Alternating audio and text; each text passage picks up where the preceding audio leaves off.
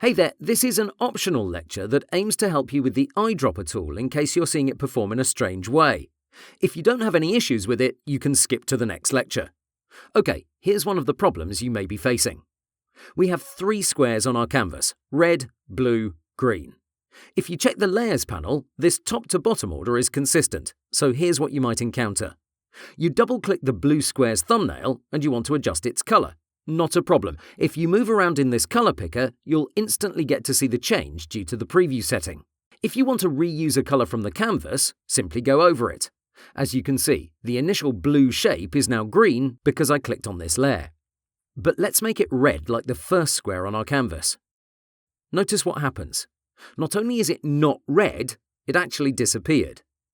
If this is happening to you, here's what's going on and how you can solve it. Your blue square hasn't gone away, it's actually white because that's what you sampled.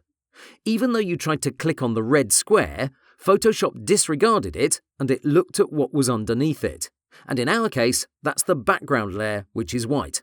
This happens due to a setting from the eyedropper tool. Hit Cancel and grab it from the toolbox. Now from the Options bar, hit this Sample drop-down because it's currently set at Current and Below. That of course means that any layer that's above your shape won't get noticed by Photoshop.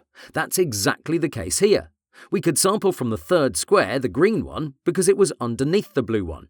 But because the red one was above our selected layer, that was ignored.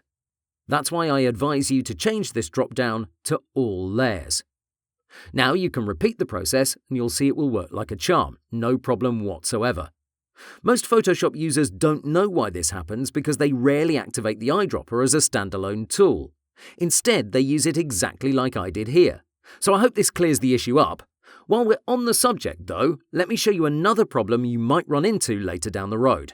For this green square, I want to apply a gradient overlay style. Not a problem, click on the FX icon and enable it. Leave all these settings as they are and let's set out our colors. Here I'll use a pre-built one, this 4th swatch which starts from red and goes to green. Now this is a bit harsh, so here's what I'll do. I'll select the green handle and I'll sample from the bottom of the square to match that red. The idea is that I will start from that red color and I'll adjust it to a lighter shade. But look at what happens when I click here. The top part becomes a lime green. This is actually the color of the shape. So Photoshop disregards this red that's part of the gradient and it samples the original color of the shape. Why is that? Well, if we close this window and check this right side, you'll see Preview is checked.